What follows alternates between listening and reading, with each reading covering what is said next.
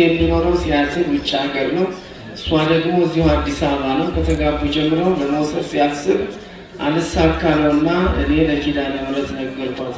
አንድ ላይ አድርጊን በአንድ እንኑር ብዬ ተማጸንኳት። ጉሮሮውን ታሞ አብጦ ሳለ እመቤታችን እንደምኛ ስለፈወሰችልኝ እንግዲህ ብዙ ናቸው ምስክሮቹ።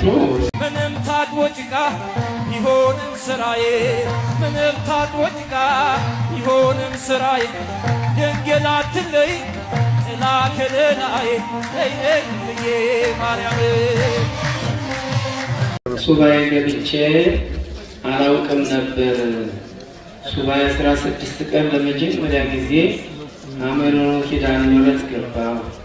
ለእመቤቴ ብዙ ነገር ጠየቅኳት፣ ለመንኳት። ከጠየቅኳትን በላይ አደረገችልኝ። የጠየቅኳትን ሁሉ አደረገችልኝ። ለክብሯ መግለጫ አንድ ጥላ፣ ጧፍ፣ ሻማ 1000 ብር አምጥቻለሁና ፍጻሜውንም ታሳካልኝ። ጸሎት አድርጉልኝ። እልል ብላችሁ አመስግኑልኝ። የዛሬ ወር ከጓደኛዬ ጋር መተን አስቀድሰን ከተመለስን በኋላ ከባድ የመኪና አደጋ ደርሶ ከዚህ የመኪና አደጋ እመቤታችን አድናናለች። ለክብሯ መግለጫ አንድ ጥላ አስገብቻለሁ። ብልላችሁ እመቤቴ ናለች። ወለተ ኪዳን እባላለሁ። ልጄ እርጉዝ ነበረች። በፍልሰታ ጾም መጥቼ በሰላም ገላግል ብዬ ለመንኳት። እመቤቴም አላሳፈረችኝም። በሰላም ገላግላልኛለች። ለክብሯ መግለጫ 2000 ብር አስገብቻለሁ። አመስግኑልኝ። ልጄ ክንፈ ገብርኤል ይባላል። እመቤታችን ስለቱን ስለሰማችሁ ለኪዳነ ምሕረት አንድ ጥላ አስገብቻለሁ። እመቤቴን አመስግኑልኝ ብለዋል። አመስግኑላቸው። ምንም ታጥቦ ጭቃ ቢሆንም ስራዬ። ካናዳ ወለተ ኪዳን ትባላለች። ልጇ ወለተ ሀና አሁን ስራ አላገኘችም። ካገኘችው ብር 12549 ብር ካለች ቋሚ ስራ እንዲሰጣት በጸሎት አስቧት። አመስግኑላት እመቤታችንን። እህቴ ከባለቤቷ ጋር ከተጋባች ዓመቷ ነበርና ለህይወቴ እመቤታችን ብዙ ነገር አድርጋልኛለች። የራሴን ስራ ለመስራት ለኪዳነ ምሕረት ነገርኳት። በማላውቀው ባላሰብኩት መንገድ ሁሉም ነገር አስተካክላልኝ። አሁን የራሴን ጥሩ ስራ እየሰራሁ እገኛለሁ። ለክብሯ መግለጫ አንድ ጥላ አስገብቻለሁ። እልል ብላችሁ አመስግኑልኝ።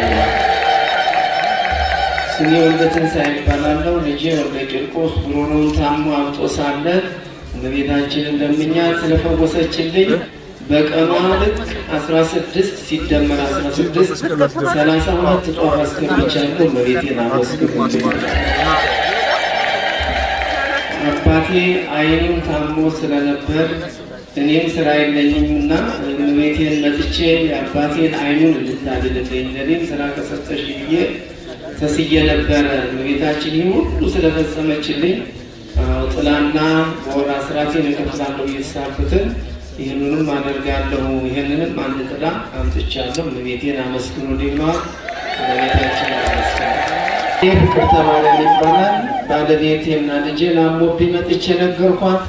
አሁን በጥሩ ጤንነት ይገኛሉ። 2000 ብር አምጥቻለሁ። እልል ብላችሁ አመስግኑላቸው።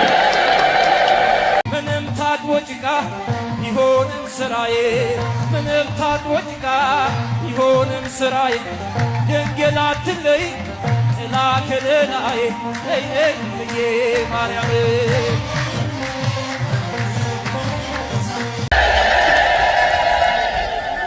ስሜ ወለተ ኪዳን እባላለሁ። ባለቤቴ ውጭ ሀገር ነበር የሚኖረው። እኛ ግን ደግሞ ልጆቼ ጋር በዚህ ሀገር ነበር የምንኖረው። እመቤታችንን ሁልጊዜ እያለቀሱ እለምናትን ማጸናት ነበር። አንድ ላይ አድርጊን በአንድ እንኑር ብዬ ተማጸንኳት፣ ለመንኳት።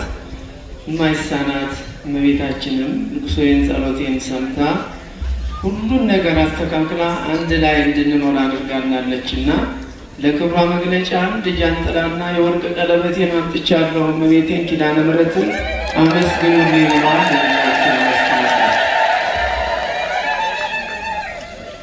የዛሬ ወር መጥቼ ብዙ ችግር ነበረብኝና ለእመቤቴ ችግሬን ነገርኳት። በውስጥ ያለብኝን ችግሬን ሁሉ ስለፈታችልኝ ለክብሯ መግለጫ አንድ ቀን አምጥቻለሁ። እመቤቴን አመስግኑልኝ ብለዋል። አመስግኑላቸው። ሐኪም ቤት ሄጄ ስመረመር ወዲያው ሰርጀሪ ኦፕሬሽን መሆን አለብህ አሉኝ። ደንግጬ ለምን ስላቸው ቶሎ መደረግ አለብህ አሉኝ። 30,000 ብር ቶሎ አሲዝ ብለው የለኝም አልኳቸው። ወደ ጳውሎስ ጻፉልኝ። እኔም መጥቼ ለእመቤቴ ነገርኳት። ምላጭ ሳይነካኝ እመቤታችን አክሚኝ አልኳት። አከመችኝ። ለክብሯ መግለጫ 10,000 ብር አምጥቻለሁ ለእመቤታችን። እንግዲህ ምስክርነቱ ብዙ ነው እመቤታችን የምታደርገው ተአምር። ስለዚህ የእኛንም ስለታችንን ልመናችንን ሲሰማን ፈቃዱ ያድርግልን። እሱ የሚኖረው ሲያትል ውጭ ሀገር ነው። እሷ ደግሞ እዚሁ አዲስ አበባ ነው። ከተጋቡ ጀምረው ለመውሰድ ሲያስብ አልሳካ ነውና እኔ ለኪዳነ ምሕረት ነገርኳትና ጸበል እንድትጠመቅ አደረግን። ከተጠመቀች በ15 ቀኗ ሁሉ ነገር ተስተካክሎ ወደ ባለቤቷ ጋር ሄደች። የተሳልኩትን ስለቴን አስገብቻለሁ። እመቤቴን አመስግኑልኝ ብለዋል።